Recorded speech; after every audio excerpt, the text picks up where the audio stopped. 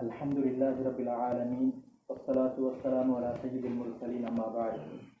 அல்லாஹ் தஆலாவை புகழ்ந்து நபி ஸல்லல்லாஹு அலைஹி வஸல்லம் அவர்களின் ஸலவாத்தை சொன்னதற்கு பின்னால் இன்றைய குத்பா பிரசங்கத்தை ஆரம்பம் செய்கிறேன். நாங்கள் இன்று தற்பொழுது உட்கார்ந்திருக்கக்கூடிய இந்த ஜும்ஆவுடைய நாள் இருக்கிறதே, இது மிகவும் முக்கியமான ஒரு நாள். ஏனென்று சொன்னால் அல்லாஹ் சுப்ஹானஹு வ தஆலா மனிதர்களில் முதல் தந்தையாகிய ஆதம் அலைஹிஸ்ஸலாம் அவர்களை இந்த வெள்ளிக்கிழமையுடைய நாளில் தான் படைத்தான். அதே போன்று இந்த மனித குலத்திற்கு முற்றுப்புள்ளி வைத்து கியாமத்துடைய நாளை ஆரம்பிப்பதற்காக இந்த உலகத்தை அழிப்பதும் இந்த வெள்ளிக்கிழமையுடைய நாளில் தான். எனவே இந்த வெள்ளிக்கிழமையுடைய நாள் மிகவும் சிறப்புக்குரிய மிகவும் முக்கியமான ஒரு நாள். இந்த நாளிலே எங்களுடைய நாவினால் செய்ய வேண்டிய கடமைகளும் இருக்கின்றன, எங்களுடைய உடம்பு மூலமாக செய்யக்கூடிய கடமைகளும் இருக்கின்றன. அதில் முதலாவது எங்களுடைய நாவினால் செய்யக்கூடிய கடமைகள் 2 இருக்கிறது. அதில் முதலாவது, எப்பொழுது ஜும்ஆவுடைய நாள், அதாவது வெள்ளிக்கிழமையுடைய நாள் எப்போது ஆரம்பிக்கும், வியாழக்கிழமை நாளுடைய சூரியன் எப்போது மறைகிறதோ அந்த நாளிலிருந்து இன்றைய வெள்ளிக்கிழமையுடைய சூரியன் எப்போது இன்று மகரிப் நேரம் மறைகிறதோ அந்த நேரத்தில் வெள்ளிக்கிழமையுடைய நாள் முடிவடைந்துவிடும். எனவே அந்த நாளிலே நாங்கள் சூரத்துல் கஹ்ஃபை ஓத வேண்டும். இந்த சூரத்துல் கஹ்ஃபுடைய சிறப்பு என்ன?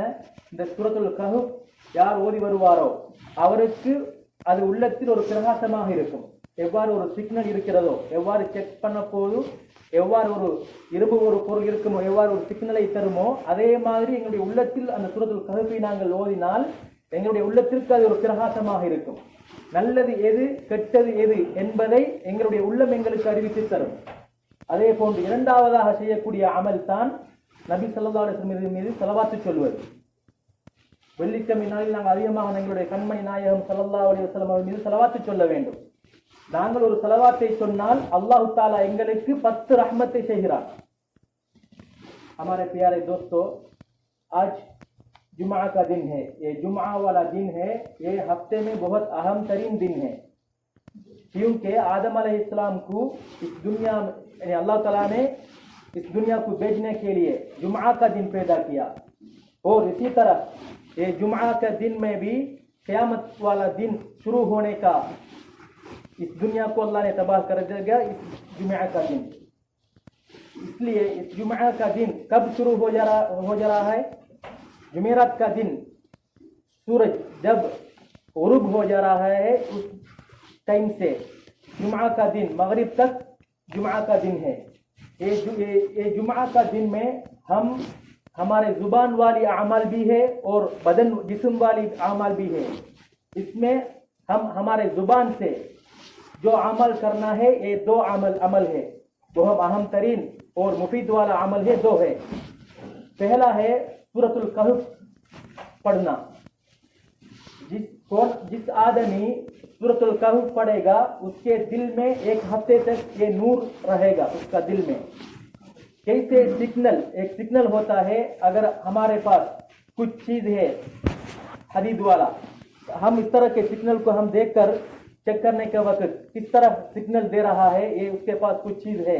इसी तरह हमारे दिल में ये सूरतुल कहफ का जो नूर है ना, ये हमारे दिल में हो जाएगा.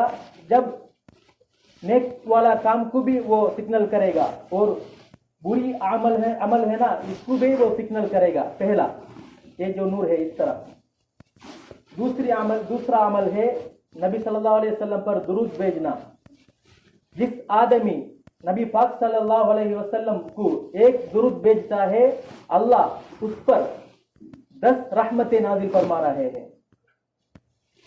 இரண்டாவது, எங்களுடைய உடம்பினால் நாங்கள் செய்ய வேண்டிய அமல்கள் தான். முதலாவதாக 40 நாட்களுக்குள் எடுக்க வேண்டிய முடிகளை எடுத்து நகத்தை வெட்டி அழகான முறைக்கு குளித்து நறுமணம் பூசி நேர காலத்தோடு பள்ளிவாசலுக்கு வருவது.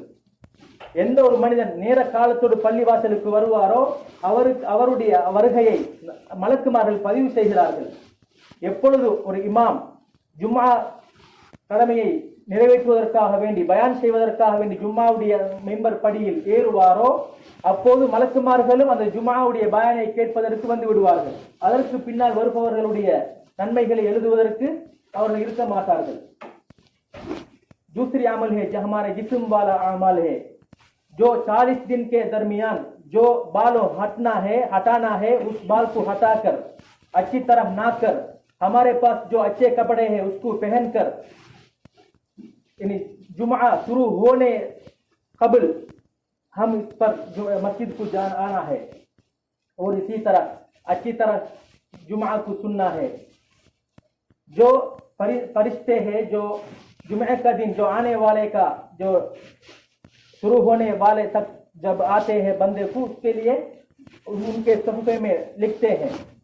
जब इमाम मिंबर के सीढ़ी पर जब उतरता है उस टाइम फरिश्ते भी उस जुमे को सुनने के लिए आते हैं। उसके बाद जो आते हैं उनके लिए सवाब नहीं लिखते हैं। அதே மாதிரி இந்த ஜும்ஆவுடைய சிறப்பு என்ன? நபி ஸல்லல்லாஹு அலைஹி வஸல்லம் சொன்னார்கள், அஸ்ஸலவாத்துல் ஹம்ஸ் வல் ஜும்ஆத்து இலல் ஜும்ஆ வ ரமலானு இலா ரமலான் கஃபாராத்துன் லிமா பைனஹுன்ன இதஜ்துனிபத்தில் கபாயிர் ரவாஹு முஸ்லிம். 5 நேர தொழுகைகள், அதே போன்று ஜும்ஆவுடைய கடமை, அதே போன்று ரமலானுடைய நோன்பு, இவைகள் எவ்வாறு என்று சொன்னால் இவைகளுக்கு இடையில் அதாவது 5 நேர தொழுகைகளுக்கு நேரங்களுக்கு இடையில் எங்கள் மூலமாக சிறு பாவங்கள் நடந்தால் அதுக்கு அது குற்ற பரிகாரமாக அமைந்துவிடும்.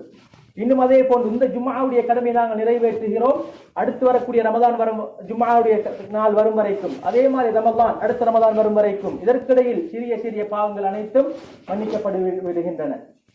இது எவ்வளவு பெரிய பாக்கியம்! பெரும்பாவங்கள் தவிர்க்கப்படணும். பெரும்பாவங்களுக்கு இவைகள் குற்ற பரிகாரமாக அமையாது. பெரும்பாவங்களுக்கு தௌபாவை தவிர வேறு எந்த குற்ற பரிகாரமும் இல்லை. नबी सल्लल्लाहु अलैहि वसल्लम ने फरमाया 5 नमाजें और जुमा और रमजान उसके दरमियान जो हमसे जो छोटी छोटी गलतियां हो जाए उसके लिए वो कफारा बनेगी। बड़ी गलतियां के नहीं, बड़ी गलतियां तो सिर्फ तौबा है। इसलिए अल्लाह ने हमको पाबंदी के साथ इस जुमा को अदा करने की तौफीक अता फरमाए। अल्लाह ताला நம்ம அனைவருக்கும் இந்த ஜும்ஆவுடைய கடமையை பாபந்தி के साथ நல்ல பேணுதலுடன் செய்து வருவதற்கு அல்லாஹ் தாலா நமக்கு அனைவருக்கும் தௌஃபீக் செய்வானாக. வாஹிர் தாவானா அல்ஹம்துலில்லாஹி ரப்பில் ஆலமீன்.